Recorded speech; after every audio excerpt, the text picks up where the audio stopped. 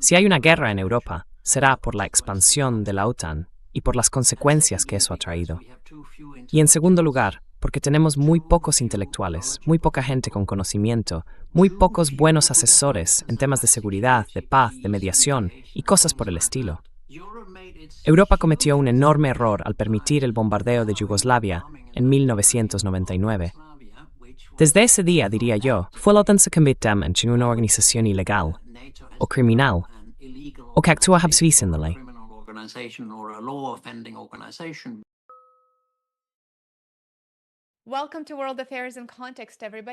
Bienvenidos a World Affairs in Context. Soy Lena Petrova. Hoy tengo el honor de recibir al Dr. Jan Oberg. Jan es investigador sueco especializado en paz y conflictos, autor y cofundador de la Fundación Transnacional para la Paz y la Investigación del Futuro, que podéis encontrar en Substack y en otras plataformas que dejaré enlazadas en la descripción. Jan es conocido por su análisis independiente y su crítica abierta a la militarización. Ha pasado años estudiando las fuerzas más profundas que impulsan los conflictos geopolíticos, desde Oriente Medio y Ucrania hasta las crecientes tensiones entre Estados Unidos, China y Rusia. Jan, bienvenido al programa. Muchas gracias por acompañarme. Muchas gracias también por esta presentación. Fagra mucho aquí.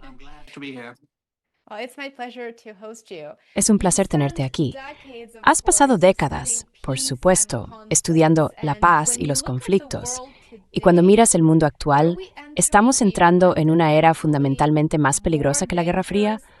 ¿O se trata de un tipo de inestabilidad global completamente diferente?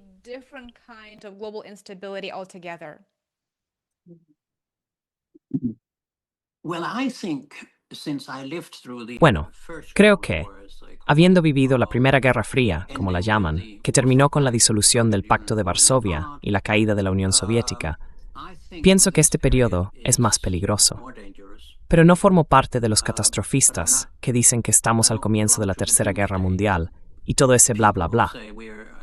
Detesto ese tipo de desahogo emocional sin base científica, porque le quita a la gente la esperanza. Y no existe ninguna teoría que diga cuándo empezaría una tercera guerra mundial, ni si sería convencional o con armas nucleares. Pero la razón por la que digo que la anterior era una época más segura es, ante todo, que los políticos sabían algo. Los políticos de entonces tenían padres que habían vivido la Segunda Guerra Mundial, o la habían vivido ellos mismos.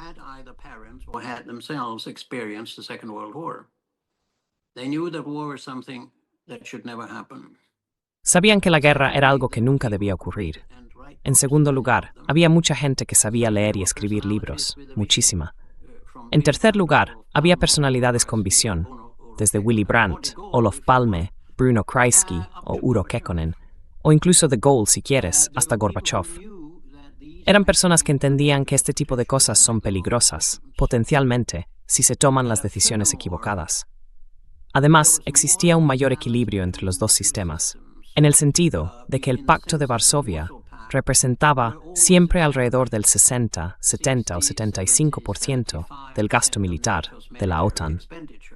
Eso significaba que había cierta lógica al decir que la paz tiene que ver con el equilibrio.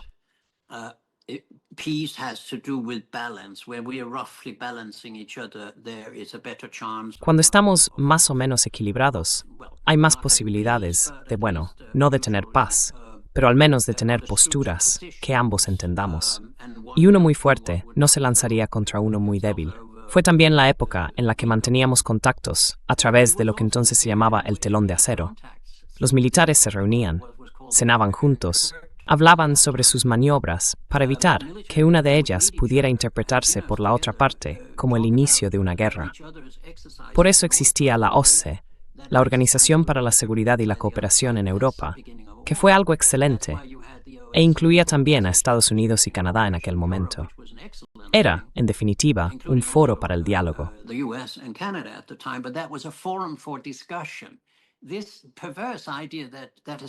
Esa idea perversa que se ha introducido después de la invasión rusa, o operación militar especial, en Ucrania, eso no lo vi nunca durante la Primera Guerra Fría.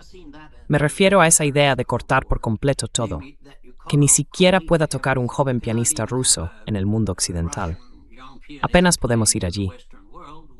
Creo que ahora solo hay 2 aeropuertos en Europa desde los que se puede volar a Moscú. El personal de las embajadas se ha reducido, obligado a reducirse. Hemos detenido la cooperación energética. Los estadounidenses destruyeron el Nord Stream y todo lo demás. Todo eso, en mi opinión, hace que la situación actual sea más peligrosa, porque todo lo que acabo de mencionar es precisamente lo que hoy no tenemos.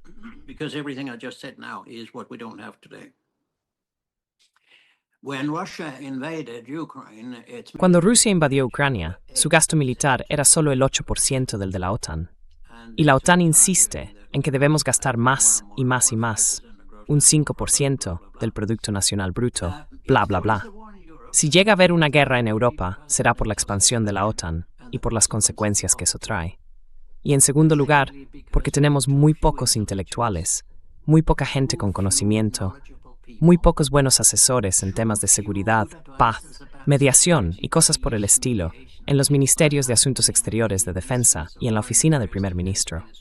En ningún lugar del mundo, y desde luego no en Europa, hay alguien que tenga un asesor en paz, alguien formado en paz, en resolución no violenta de conflictos, en mediación, en reconciliación, en ese tipo de cuestiones.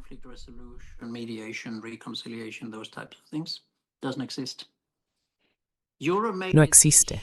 Europa cometió un enorme error al permitir el bombardeo de Yugoslavia en 1999.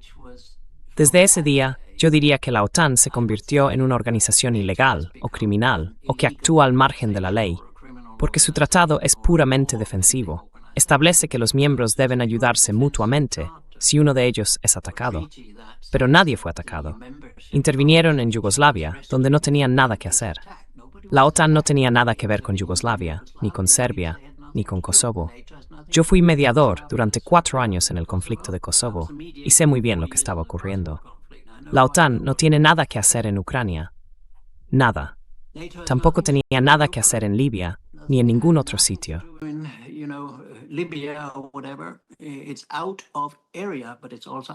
Está fuera del área, pero también fuera de la ley, fuera de los marcos de los tratados. Los europeos aceptaron eso, porque los estadounidenses querían que fuera así. Y lo que hace que la situación sea más peligrosa hoy es que Europa está totalmente sometida, incapaz de distanciarse de unos Estados Unidos cada vez más violentos, imprevisibles, peligrosos, militaristas, medio fascistas, protofascistas, algo que no eran en aquel momento. Así que hay muchas razones por las que diría que hoy es más peligroso estar en Europa. Pero también me apresuraría a decir, hubo un factor en aquel entonces que sí existe hoy, pero que no existía entonces, y es el rápido declive, la decadencia y la caída final del imperio estadounidense.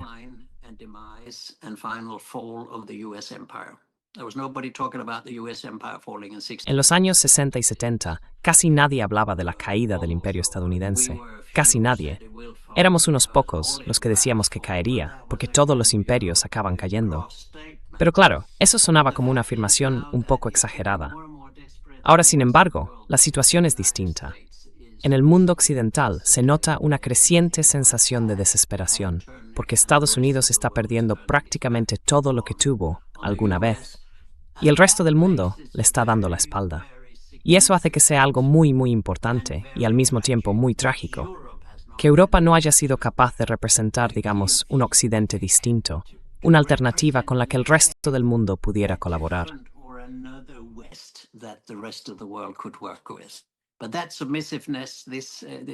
Pero esa sumisión, ese decimos y hacemos lo que se supone que debemos decir. Simplemente escuchamos la voz de nuestro amo en Washington. Sinceramente, podrían cerrar los ministerios de Asuntos Exteriores y de Defensa en Europa, porque no han tenido un pensamiento independiente en los últimos 20 años. Lo digo porque formé parte de la Comisión de Seguridad y Desarme del gobierno danés durante toda la década de los 80 y sé bien qué nivel intelectual se aplicaba a la toma de decisiones en Dinamarca, un país considerado una nación con nota al pie, que había decidido no tener bases estadounidenses, no almacenar armas extranjeras y no participar en el grupo de planificación nuclear de la OTAN.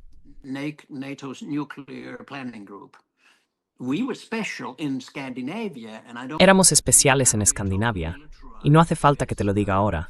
Estamos totalmente militarizados, con 43 bases estadounidenses en Escandinavia y con Finlandia y Suecia dentro de la OTAN. Ya sabes, todo esto se va a venir abajo, porque son decisiones que no van a durar, igual que la propia OTAN se está desmoronando.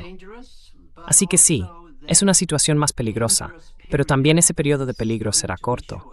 Y si logramos superarlo, si tú y yo y el resto del mundo llegamos a ver un mundo sin el imperio estadounidense y sin la OTAN, será un mundo fantástico. Piensa en el tipo de mundo que podríamos tener cuando esos dos factores desaparezcan. No estoy hablando de Estados Unidos. No soy antiestadounidense. Hablo del imperio. Ningún imperio ha durado para siempre, y este se está hundiendo. Será el último en la historia de la humanidad. Los chinos no son tan tontos.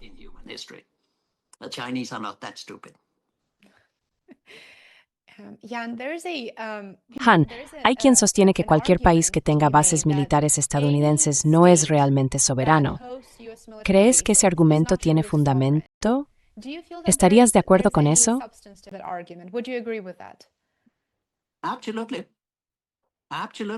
Por supuesto, por supuesto. He sido asesor tanto del gobierno danés como del sueco, ya que soy ciudadano danés, y he vivido la mayor parte de mi vida en Suecia. He trabajado con el gobierno, con los ministerios de Asuntos Exteriores. En los años 80, cuando era director del Instituto de Investigación para la Paz de la Universidad de Lund, que fue cerrado en el 89 por decisión superior, hicimos muchos estudios sobre seguridad común, sobre qué es la filosofía de la disuasión, sobre todo eso. Y el Ministerio de Asuntos Exteriores nos pagaba por escribir libros. Dije libros, no 2 páginas, sino libros.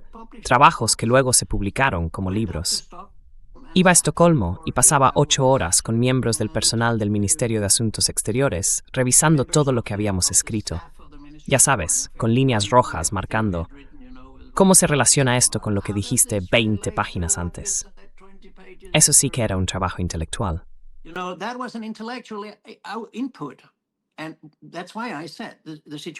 Y por eso dije que la situación en Europa es peligrosa, porque ya no hay nadie que tenga seguridad, paz ni una visión intelectual de la política exterior. Quien la tiene, no entra en política. Lo siento, sé que suena muy arrogante, pero puedo comparar lo que teníamos en los años 60, 70 y 80, incluso hasta parte de los 90, con lo que tenemos hoy. Da vergüenza escuchar al primer ministro o al ministro de Exteriores de Suecia hablar de asuntos internacionales. Pero Olof Palme sí sabía hacerlo. Bruno Kreisky también. Willy Brandt entendía lo que era la Ostpolitik y cómo mantener una puerta abierta, primero como alcalde de Berlín y luego como canciller de Alemania. Es algo totalmente distinto. Hoy estamos en una situación que yo llamo kakistocracia. Y kakistocracia significa un gobierno formado por las personas menos capaces y menos válidas. Lo siento, pero esa es mi posición desde una perspectiva comparativa.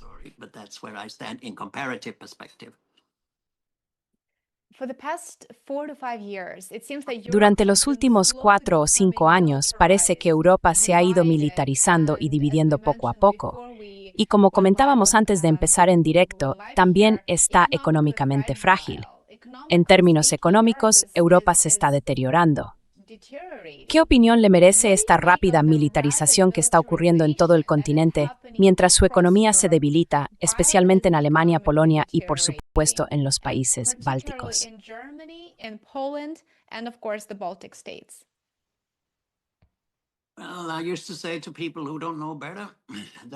Bueno, yo solía decirle a la gente que no lo sabe, que no existe ni un solo estudio en el mundo que yo conozca que demuestre que invertir en lo militar genera más desarrollo, más empleo, más inversión, más comercio, más producción de bienes o más consumo. Es una mentira total, eso de que la inversión en la industria militar tiene grandes efectos en toda la sociedad y que podemos levantar la economía europea destinando un 5% del Producto Nacional Bruto a fabricar armas en Europa con fines de defensa. Si de verdad quieres mejorar ahora la economía europea, lo que tienes que hacer es desarmarte.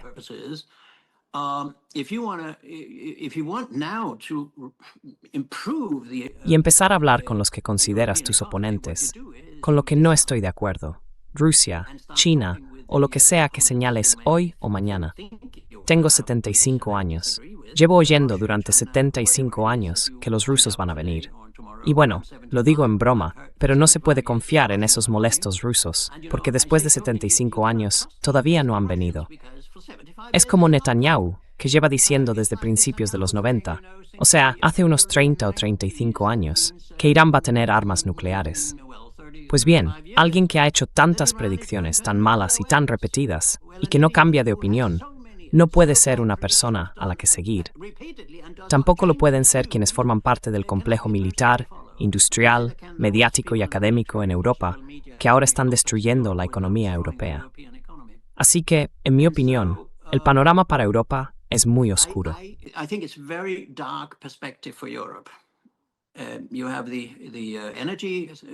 Tenemos la energía barata, a la que hemos dicho que no, porque los estadounidenses llevaron a cabo una guerra económica contra Europa al destruir el Nord Stream. Y no tengo ninguna duda de que fueron ellos. No puedo probarlo, pero cualquier otra teoría es peor. Además, hay altos cargos estadounidenses, incluido Joe Biden en aquel momento, y la señora Nuland, entre otros, que dijeron, lo vamos a hacer. Ahora, el resto es gente en los medios que piensa, oh, no puedes decir que Estados Unidos hizo esto. Por supuesto que fue Estados Unidos. Quizá con la ayuda de Noruega, según algunas teorías de Ola Tunander, que por cierto es un investigador muy cualificado.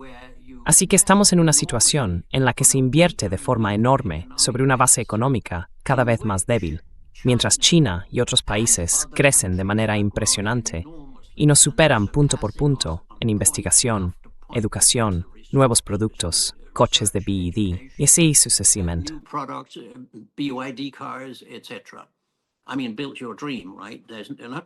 Quiero decir, construid vuestro sueño, ¿no? Porque en el futuro no va a haber un sueño en Volkswagen, en Alemania. Supongo que serán los chinos quienes fabriquen los Volkswagen en Alemania dentro de unos años, porque estamos muy por detrás. Y von der Leyen no entiende ninguno de estos mecanismos. Fue ministra de Defensa y es una persona que claramente no puede pensar de forma independiente de Washington. Y eso nos lleva al desastre. Lo siento, pero es así. Podríamos tener una Europa maravillosa. Podríamos tener una Europa estupenda, cooperando, no necesariamente queriéndose, pero sí cooperando, con Rusia y con Ucrania. Podríamos resolver la cuestión de Ucrania, que no es un conflicto ucraniano, sino un conflicto entre la OTAN y Rusia, que provoca la violencia en Ucrania.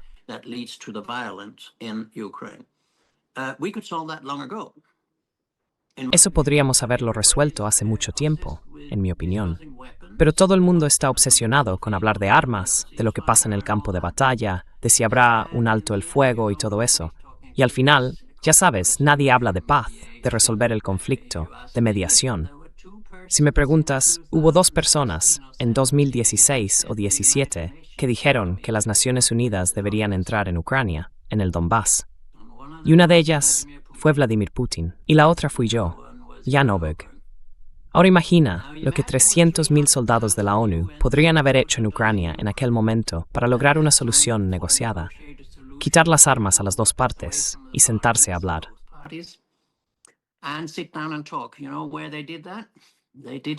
¿Sabes dónde hicieron eso? Lo hicieron en las regiones de Krajina, en Croacia. Yo estuve bastante por allí. Parte de mi formación fue en Yugoslavia. Bajé allí unas 100 veces. Hice mediaciones con mis colegas, 5 o 6 personas, en distintos lugares como Krajina. Trabajé con 4 o 5 misiones de la ONU. Si hubiéramos hecho en Ucrania lo que hicimos en Croacia, podríamos haber resuelto el conflicto hace mucho y vivir en paz unos con otros, en mi opinión. Pero eso no era lo que quería Occidente. Occidente quería derrotar a Rusia a través de una guerra inmoral, dejando que los jóvenes ucranianos pagaran el precio.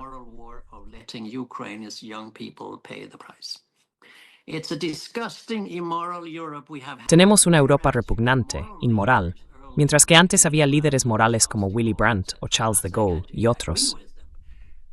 No digo que estuviera de acuerdo con ellos. Olof Palme era una persona profundamente moral cuando hablaba de antinuclearismo, desarme y seguridad común con otros países. La fórmula era muy sencilla. Yo no puedo estar seguro, ni sentirme seguro, si la otra parte se siente insegura conmigo. Solo podemos tener seguridad compartida. Pero lo que hemos construido ahora, con una OTAN provocadora y una filosofía de disuasión desesperadamente obsoleta, que en realidad siempre lo fue, es decir, queremos tener armas con las que podríamos matarte, pero no tenemos intención de hacerlo.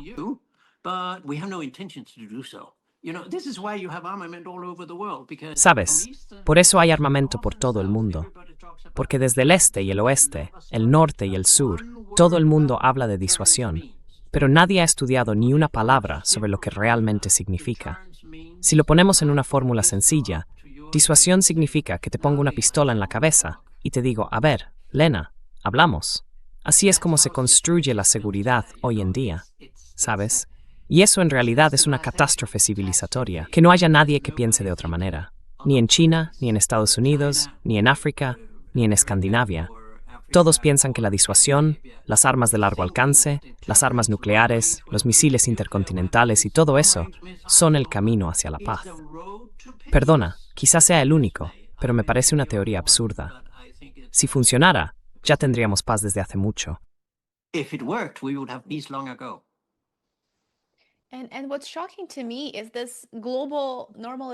Lo que me resulta impactante es esta normalización global de la violencia, porque cuando miramos, ya sabes, desde Gaza hasta Ucrania o Teherán, parece que la gente se está acostumbrando a ver esas imágenes horribles.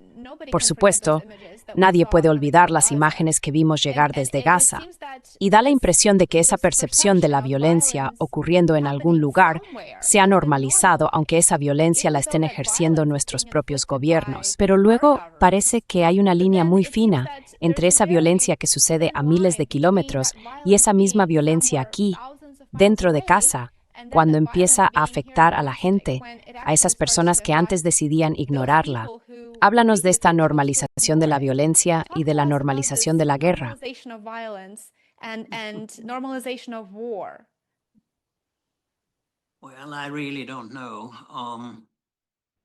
Bueno, la verdad es que no sé cómo ha podido llegar a pasar esto. Una razón es que todo lo que tú y yo llamaríamos ética, y déjame darte las gracias por sacar este tema, creo que eres la primera persona que me lo pregunta en una entrevista en vídeo. Si empezamos por la ética ya no tiene ningún papel en la política. Ya sabes, puedes bombardear Irán y a los países occidentales ni les importa. Se desentienden de ese bombardeo, pero luego acusan a Irán por responder contra bases estadounidenses. Puede haber un genocidio en marcha, puede haber intervencionismo en marcha.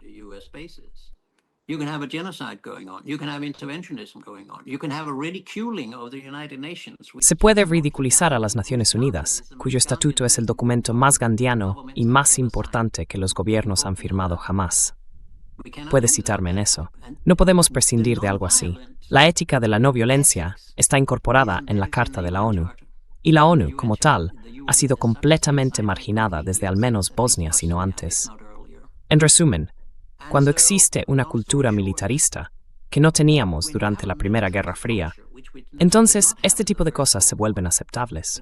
La criminalidad se acepta. La violación del derecho internacional se acepta.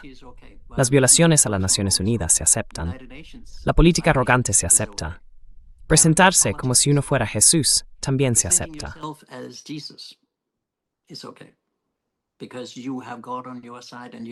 Porque tenéis a Dios de vuestro lado, y podéis hacer lo que os dé la gana fuera de vuestro país, excepcionalista, los Estados Unidos e Israel, lo que yo llamo Israel.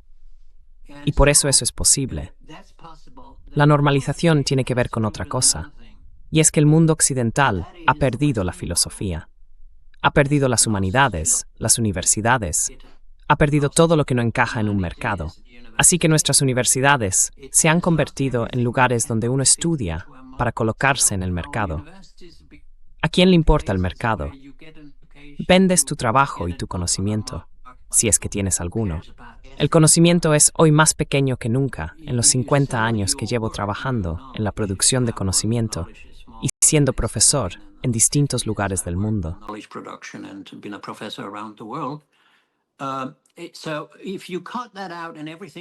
Así que, si eliminas eso y todo se reduce a tecnología, a ciencia natural, y decimos, hagamos lo que podamos hacer, donde la ética solo sirve para decidir que algo se puede hacer, pero que por razones morales elegimos no hacerlo, eso significa vía libre para actividades inmorales, contraproducentes e incluso autodestructivas. Porque, quiero decir, el militarismo te destruye a ti mismo. Pregúntaselo a Gandhi. Gandhi decía, vale, si usas un arma, matas o haces daño a otra persona, pero también dañas tu propia alma. Porque todo el que hace algo malo, en el fondo sabe que está haciendo algo malo, algo incorrecto. Yo tengo un sueño, y no quiero citar a Martin Luther King, pero tengo un sueño.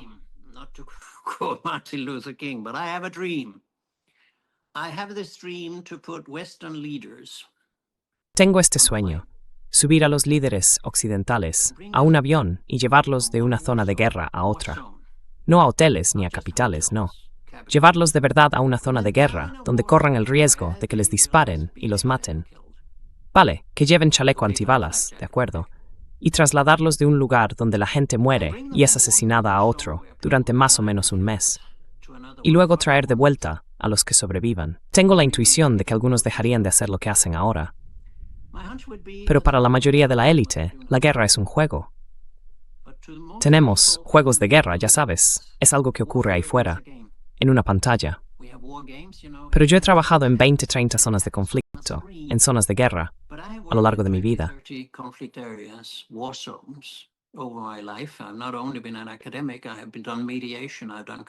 No he sido solo un académico. He hecho mediación. He analizado conflictos. He hablado con la gente. He visto a personas morir. Y he visto a otras perder la cabeza porque salieron y mataron, sobre todo en Yugoslavia. Y sé que hay algo bueno en la mayoría de los seres humanos. Si pudiéramos darles la experiencia de ver cuál es la consecuencia última de sus políticas, creo que al menos algunos, digamos la mitad, serían lo bastante humanos como para decir, no puedo seguir haciendo esto. Sería un poco como en El gran dictador de Chaplin, cuando se levanta y dice, no voy a ser un dictador, no voy a ser un militarista.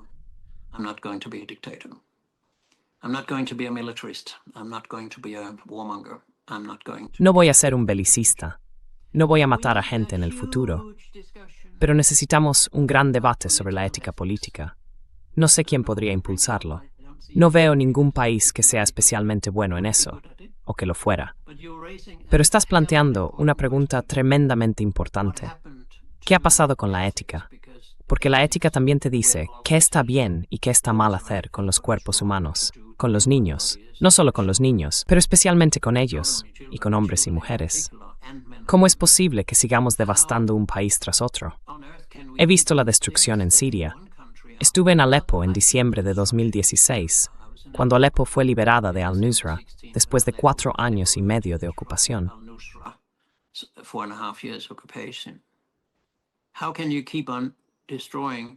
¿Cómo se puede seguir destruyendo un lugar con una historia y una cultura tan increíbles? Ese era el último punto de la antigua ruta de la seda, Alepo, el este de Alepo. Y ahora están destruyendo la cultura y la civilización, y también el palacio de Golestán, en Irán. Y parece que no provoca indignación. No parece que la gente se pregunte ¿qué demonios está pasando? Esto no es una guerra, es una falta bestial de civilización. No se bombardean lugares que son patrimonio de la UNESCO. Y que no me digan que es por accidente, porque 60 lugares o algo así en Irán han sido bombardeados de esa manera. Así que es una guerra contra la civilización y la cultura. Y eso ocurre porque los iraníes tienen mucha más cultura y civilización que cualquiera en Estados Unidos y en Europa.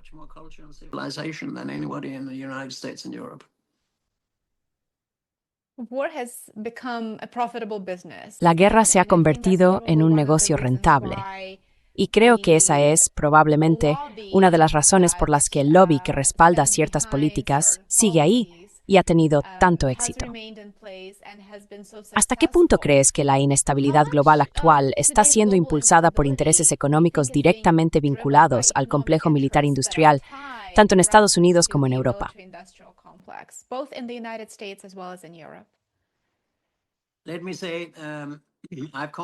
Permíteme decir que he acuñado el término MIMAC, que es una extensión del antiguo complejo militar industrial de Eisenhower. del que has hablado.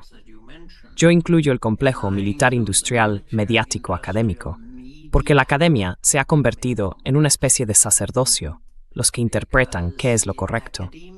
Están sentados en todos esos institutos financiados por el Estado, incluido el SIPRI de Estocolmo, que ya no hace nada realmente relevante por la paz, sino que se ha convertido en un instituto de seguridad, financiado por el Estado, y por tanto no es investigación libre. No puede decir ni hacer nada que vaya en contra de las políticas de los gobiernos que los sostienen. Nos queda muy poca investigación libre. La persona con la que hablas ahora es un ejemplo de investigación libre, porque solo nos financiamos con dinero de la gente. No tenemos apoyo del gobierno ni de empresas, y no lo tendremos, nunca, jamás. Y este año cumplimos 40 años. Así que sí, es posible hacer las cosas de otra manera, pero no hay duda de que la economía es una fuerza motriz bastante importante para quienes fabrican armas. Y están esas puertas giratorias. Ya sabes, alguien fue ministro, o trabajó en el Pentágono, y luego pasa a ser director ejecutivo de una empresa militar. Y luego están los medios. Ahora mismo estoy en Francia, y Le Figaro pertenece al fabricante de aviones militares, Dassault.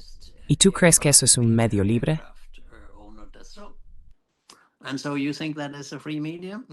You think everybody can advertise? ¿De verdad crees que las emisoras de radio y televisión estadounidenses, financiadas por la publicidad y por empresas militares, daban a gente como Kucinich, en su momento, la oportunidad de aparecer en esos programas? Por supuesto que no. Sé perfectamente cómo funciona la censura. Podríamos hacer otro programa solo sobre la censura que yo mismo he vivido. Así que me niego a creer que haya un solo factor que explique algo tan extremadamente complejo como el militarismo occidental actual. Es económico, sí, pero también es una forma de pensar. Es una especie de movimiento perpetuo, porque tienes esta destrucción de capital, la destrucción de países que luego hay que reconstruir, y la destrucción de armas que después hay que volver a fabricar. Y además, inventas un enemigo.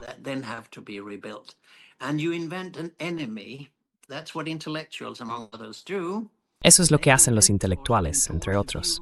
Inventan o respaldan ideas sobre quién representa una amenaza. Por ejemplo, un instituto de política exterior de algún país europeo puede decir, sí, estamos de acuerdo, Rusia es una gran amenaza. En cuanto oigo eso, sé que es propaganda, porque no hay ningún argumento detrás. Hoy basta con decir, el 5% del Producto Nacional Bruto, da igual que exista una amenaza o no. Es como si tú y yo dijéramos en nuestras familias, reservamos el 5% de nuestros ingresos mensuales para medicinas, aunque nadie esté enfermo, ni parezca estarlo, ni tenga por qué enfermar. Así que todo se ha convertido en una fórmula económica. Es la economización o la mercantilización del ámbito militar. El argumento es que necesitamos quizás 5, quizás 6 o tal vez 3. Y te digo, Lena, quizá te sorprenda, pero no hay nadie más que yo que haya escrito artículos críticos con esa medición en sí. Fijar un 5%, si lo hiciéramos, quiero decir, nunca lo hemos hecho para la sanidad, nunca lo hemos hecho para la cultura, nunca lo hemos hecho para las infraestructuras, nunca lo hemos hecho para nada, ni para inversiones, ni para investigación, ni para educación. Lo que eso significa es que ya no hace falta hacer un análisis de amenazas. ¿Sabes lo que era un análisis de amenazas hace 20 o 30 años? Era que un grupo de intelectuales, políticos y diplomáticos se sentaban y decían, ¿qué amenaza a nuestro país en un horizonte de 10 o 20 años, tanto en el plano militar como en el civil?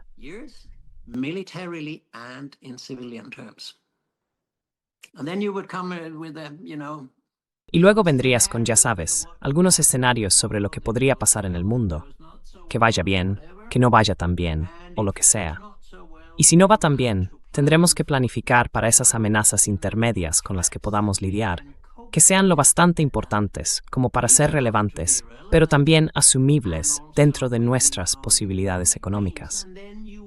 Después habría un informe de un comité público que la gente y el gobierno debatirían, de unas 200 o 300 páginas.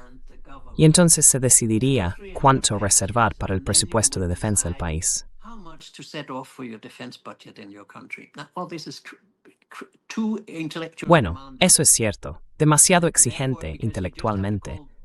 Y por eso, como basta con llamar a Washington y seguir la voz de su amo, con un 5% ya tienes suficiente, y luego te lo inventas. Eso es lo que la mayoría de la gente no entiende. Las amenazas se inventan después, cuando decides cuánto quieres pagar por ellas. 5%, y luego lo inventamos. Si Rusia desapareciera mañana y se hundiera en el océano, nueva amenaza. O diría China es una amenaza mucho mayor de lo que pensábamos. O yo qué sé, Nepal. Es broma. Pero esto ya no tiene nada que ver con el intelectualismo. Por eso hay académicos metidos en todo esto. Y los medios repiten el mismo discurso sin hacer ni una sola pregunta. Te voy a poner un ejemplo perverso. La primera ministra danesa, Mette Frederiksen, cuando entra en la sinagoga de Copenhague para conmemorar el ataque del 7 de octubre de Hamas contra Israel, le dice a un periodista, cito, «Y si no levantamos la vista, también corremos el riesgo de que Hamas venga y se lleve Dinamarca». Y el periodista no le hace ninguna pregunta. Ya no tenemos periodismo en este ámbito. Y tampoco tenemos investigación sobre la paz. La investigación para la paz era algo escandinavo.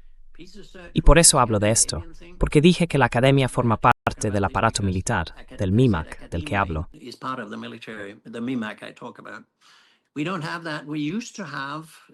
Ya no tenemos eso. Antes había investigación para la paz en 10 o 12 universidades de Escandinavia. Ahora todas se han integrado en relaciones internacionales o en seguridad militar, como el CIPRI o el Instituto Universitario. Era una tradición muy fuerte con Elise y Kenneth Boulding en Estados Unidos en los años 60. Teníamos dos ramas de la sociedad académica por la paz. Había unos 800 programas en todo el mundo donde se enseñaban la paz, la no violencia, la resolución de conflictos, la reconciliación y el perdón. Yo mismo he sido profesor de estudios de paz en varios países. Hoy ya no existe. Se ha acabado, Lena. Nadie lo estudia. Creo que fue Trump quien tomó el control del Instituto de la Paz de Estados Unidos y le cambió el nombre. Así estamos. Se ha trumpificado. You know, that's where we are. It's been Trumpified. I used to say peace research has been disappeared. Solía decir que la investigación por la paz había desaparecido. Y así es. Me niego a aceptarlo. Soy demasiado mayor para empezar algo nuevo y nunca haría otra cosa en mi vida. Me considero un especialista en estudios sobre la paz y el futuro, muy influido por Gandhi y por mis colegas de los últimos 50 años, que me han enseñado muchísimo.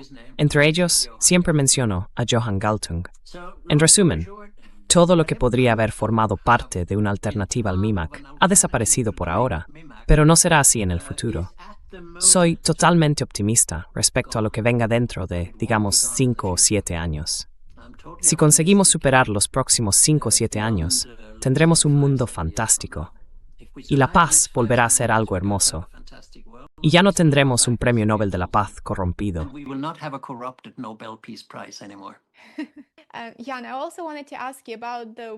Han, también quería preguntarte por la visión del mundo, la occidental frente a la oriental, porque ahora vemos que China se está convirtiendo no solo en un socio fiable en el comercio y la inversión global, sino que además está ayudando a los países a reconstruir sus relaciones. Por ejemplo, medió un acuerdo de paz o una especie de acercamiento entre Irán y Arabia Saudí hace varios años. Y eso fue un logro importante, sí, realmente importante. Así que China está afirmándose claramente como una potencia global y también participando en iniciativas de construcción de paz, mientras que el presidente Trump bombardeó 7 países en los últimos 12 meses. Háblanos de la diferencia entre la visión del mundo de Estados Unidos y la de China, y de cómo se acercan a la paz, la tolerancia y la convivencia.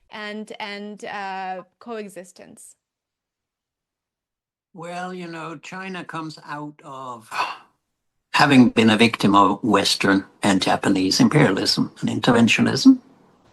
Secondly, they have had their own turmoil, and that means that they are much better at mediation and looking at things from more than one perspective. Has a little bit to do with Chineseness of China. It has a little bit to do with Confucianism. It has to do very much with Buddhism and Taoism. It has also got to do with the fact El país más interesante y único desde el punto de vista histórico, porque en 30 o 40 años se ha desarrollado de una forma que ningún otro país ni ningún otro pueblo ha conseguido. no other country and people has managed to do. I was in China for the first time in 83, and I can tell Estuve en China por primera vez en el 83 y puedo decirte lo pobre y sucia que era entonces.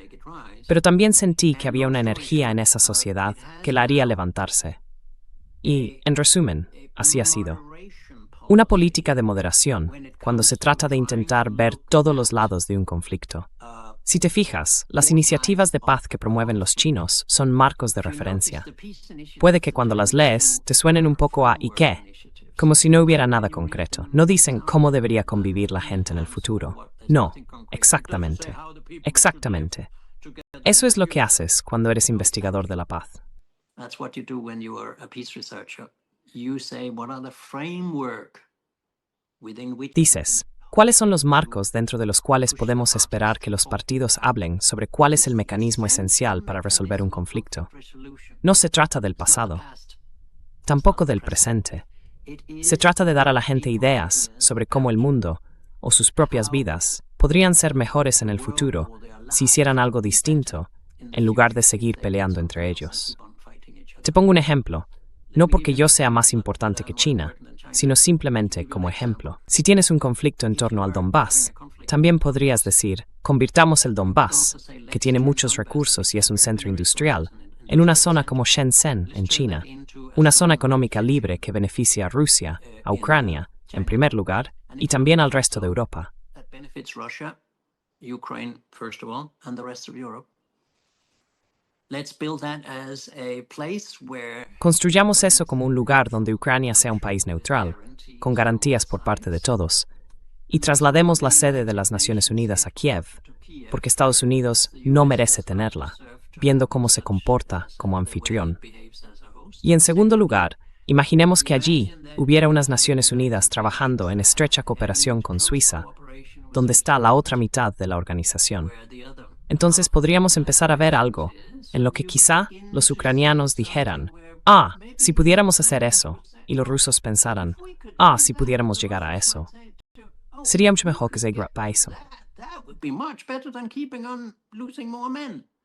But you see, Pero protegerles es una ciencia. it's a science. You've got to know a little bit about how you go about and analyze. Hay que saber un poco cómo analizar un conflicto y entender qué hay en el fondo, cómo hablar con la gente y todo eso, cómo montar un mecanismo de mediación. It is an art. Pero el resto es un arte. It's the art Y ese arte consiste en imaginar cómo podrían ser las cosas en el futuro para que fueran mejores para todas las partes. maybe not give them Quizá no darles el 100% de lo que quieren, pero sí que todos consigan algo con lo que puedan vivir mejor que si siguieran como están ahora. live Y claro, hay algo que no se puede esperar de la gente que está en guerra, que vea esas alternativas. in water to Están cegados. No hay nada que ciegue tanto como la guerra. Solo existe una idea. Tenemos que ganar.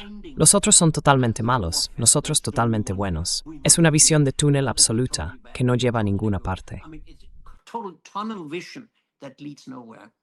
And that's why it's so important that independent people Y por eso es tan importante que personas independientes puedan participar y que organizaciones puedan intervenir en cualquier conflicto del mundo. exactly what the Chinese Y eso que acabo de describir es exactamente cómo están pensando los chinos sobre este tema. that is not just Tienen sus propios intereses.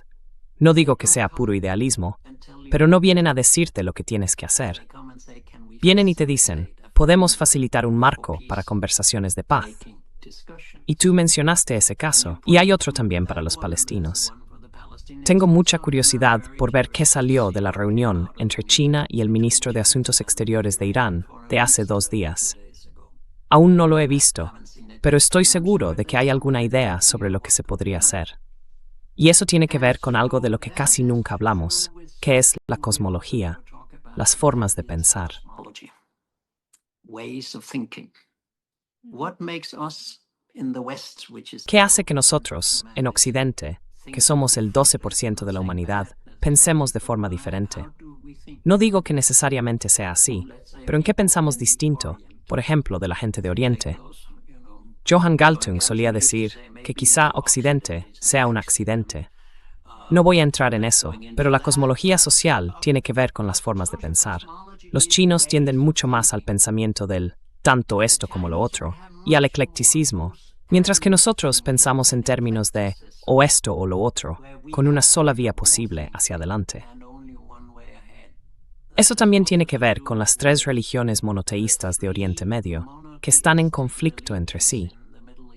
Si uno tiene un poco más de esa mentalidad, en la que se permite más de un Dios y más de una verdad, y un pensamiento más ecléctico, como el de Gandhi, entonces todo deja de ser tan blanco o negro como suele ser en el mundo occidental.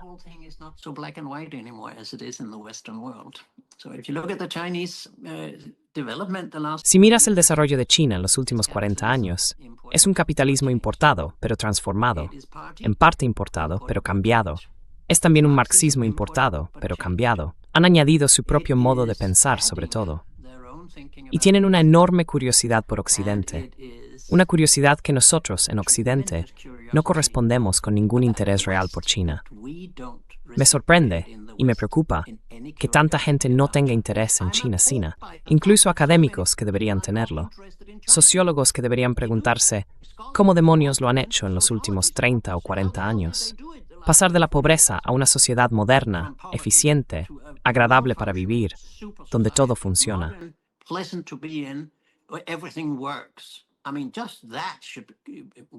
Quiero decir, solo eso debería. Cuando todo se está desmoronando en Occidente, deberíamos preguntarnos cómo demonios lo han hecho ellos. Pero no hay ningún interés. Hay una campaña de Guerra Fría financiada por el Pentágono y el Departamento de Estado, con mentiras sobre Xinjiang, sobre el ejército, sobre un supuesto genocidio. Yo he estado en Xinjiang, lo he visto. No puedo decir que haya visto los campos, pero sí puedo decir que todo esto es absurdo, porque la historia es mucho más compleja. Pero no hay ningún genocidio en Xinjiang, ni contra todos los musulmanes en China. Está Hong Kong, está el Tíbet, está Taiwán. Y mira, si me preguntas, Lena, creo que es una panda de insensatos, porque los dos países más grandes no pueden dejar de cooperar si la humanidad quiere sobrevivir.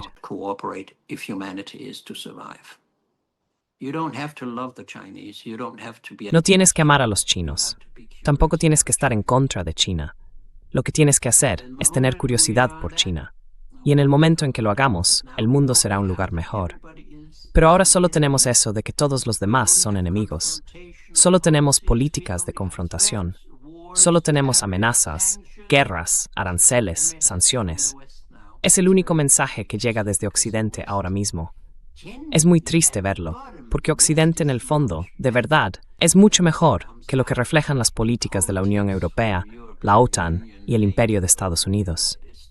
Pero tiene que desaparecer, y todo, como dije, será mucho mejor el día que eso ocurra. Espero que lo sobrevivas.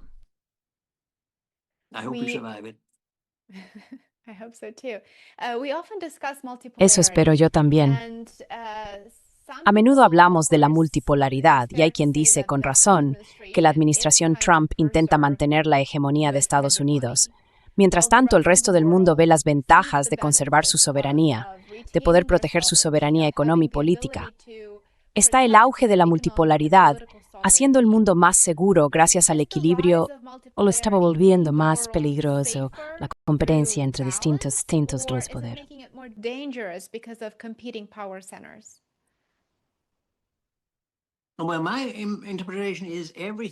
Bueno, mi interpretación es que todo lo que se divide en blanco y negro, en dos bandos, es lo más peligroso.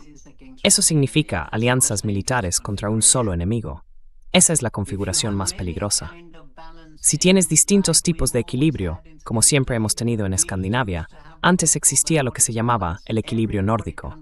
Cada país nórdico tenía su propio perfil en política exterior, seguridad, defensa y todo eso. Pero siempre nos teníamos en cuenta unos a otros, así que manteníamos un equilibrio. Aunque Finlandia tenía una relación especial con Rusia, Suecia era un país neutral, Dinamarca era miembro pleno de la OTAN, Noruega participaba en la OTAN de otra manera, e Islandia no tenía ejército, pero también era miembro de la OTAN. La belleza de la diversidad y de la coordinación es también la belleza de la paz. No estoy diciendo que no pueda haber un tipo malo que empiece a pelear con todos. No estoy diciendo eso. Estoy hablando de modelos, nada más. I'm talking about models now. A multi system that balances. Un sistema múltiple que se equilibra y tiene en cuenta a los demás sería un mundo futuro mucho más pacífico que el que tenemos ahora. Hoy básicamente hay un imperio que lucha contra todos y que además está perdiéndose a sí mismo y destruyéndose por el camino. Esa es más que nada la tragedia de Occidente. Y cuando hablas de multipolaridad, sé que es una palabra que se usa, pero no me convence del todo. Porque un polo es algo, ya sabes, como una columna de un templo griego, algo fijo en el suelo. Yo hablaría más bien, creo que alguien lo llamó así una vez, de nodos, puntos de conexión. Creo que tendremos un mundo dinámico, en el que los intereses nacionales seguirán siendo importantes, pero los intereses globales lo serán mucho más.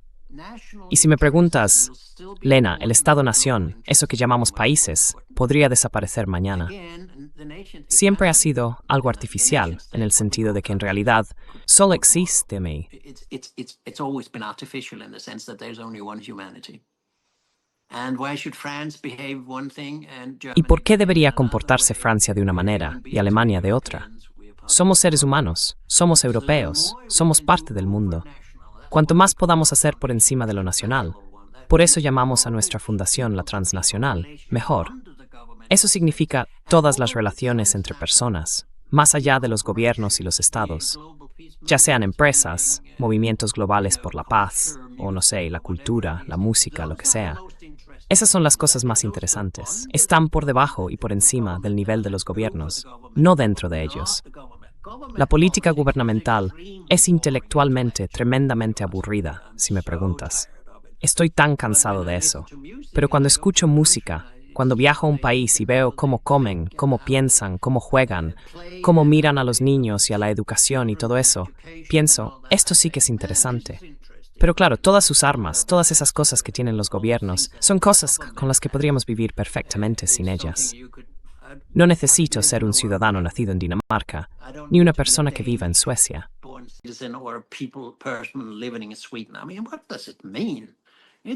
Quiero decir, ¿qué significa eso?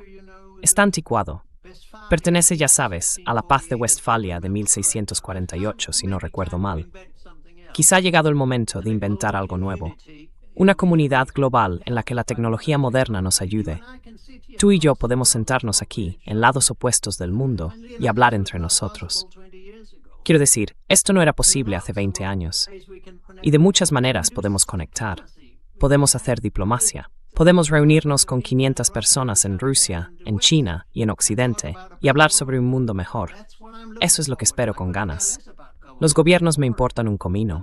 Son aburridos, pero se creen importantes, y son los gobiernos los que controlan los ejércitos, no las Naciones Unidas ni las organizaciones supranacionales. Los gobiernos son los culpables cuando se trata de militarismo y de guerras. El servicio militar obligatorio y todo eso, ya sabes. Desperdiciar por un mundo mejor. Cada momento se desperdicia por un mundo mejor con este tipo de pensamiento. Así que China, siendo un tipo de gobierno diferente, me parece muy alentadora. Un desarrollo fantástico para 1.400 millones de personas. No me gusta el tema de las armas nucleares ni del armamento, pero creo que también podrían encontrar un camino distinto en el futuro. Tal vez sean los primeros en desmantelar algunas armas nucleares e invitar a otros a hacer lo mismo. Y sería un experimento psicológico interesante si lo hicieran. También estoy trabajando para introducir la investigación por la paz en China, porque ahora mismo no existe. Y creo que con sus políticas se merecen contar con un respaldo de intelectuales, con departamentos universitarios dedicados a la paz. Por ejemplo, en Nankín, donde ya hay algo, pero también en Pekín, en Shanghái y en otros lugares. Tan excelentes civiles internacionales de seguridad, pues, pero no da este paz y la novicia.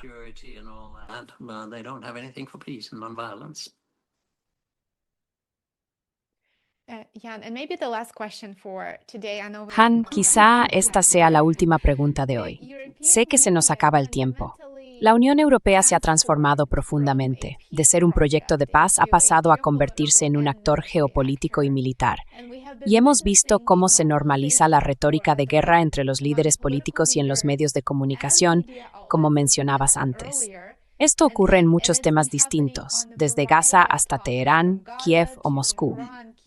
Como investigador por la paz, sé que hablas a menudo de la transformación de los conflictos más que de una victoria militar concreta. ¿Cómo se traduce ese enfoque en la práctica?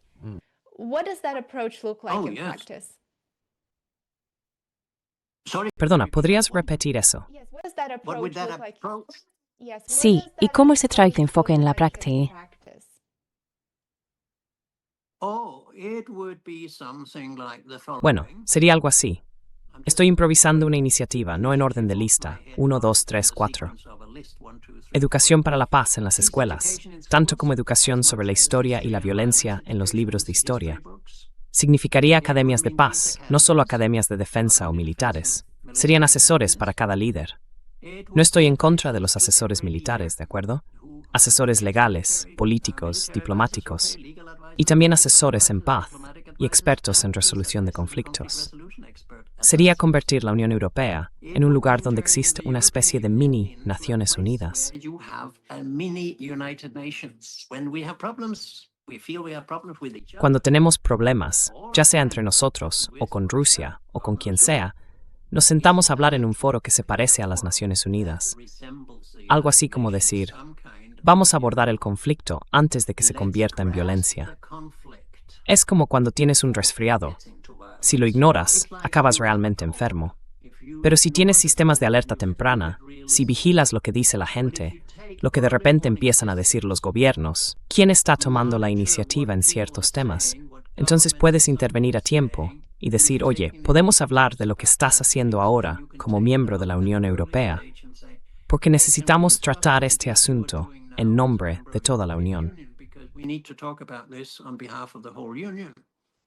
Because the Lisbon Porque el Tratado de Lisboa, sobre el que se basa la Unión Europea, dice que su objetivo más importante es la paz dentro de la Unión Europea y la paz en el resto del mundo. Y utilizan la formulación clásica india de unidad en la diversidad para describir a la Unión Europea. Ahora bien, tienes toda la razón en que la gran tragedia de todo esto es que ya no son una organización de paz, si es que alguna vez lo fueron. Pero creo que podrían existir mecanismos, marcos de cooperación, educación y sistemas de alerta temprana que hicieran, y ahí está la clave, que las armas militares, las doctrinas militares, las amenazas y las armas nucleares se volvieran innecesarias. Y tú dirás, ¿cómo podría pasar eso? Pues te lo digo, Lena, una forma de hacerlo sería que todo el mundo tuviera armas defensivas.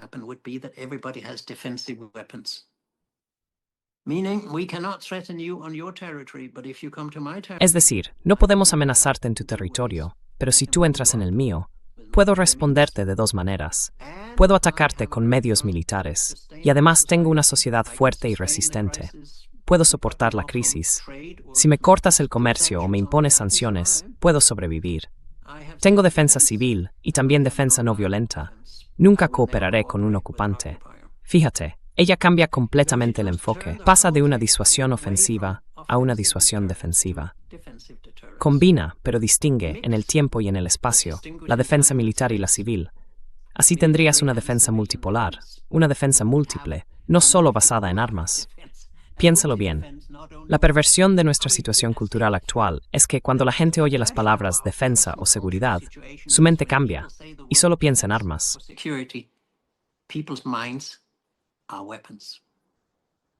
Lo debemos lo te ven en las armas.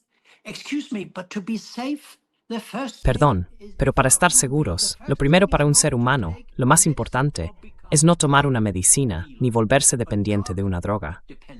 Esta sociedad occidental, tan perversa en su crisis actual, ha convertido las armas en una especie de droga de la que no puede prescindir. Siempre necesita un poco más. Y eso puede parecer bien durante 1 o 2 años, pero luego ocurre algo que hace que necesitemos más de esa droga.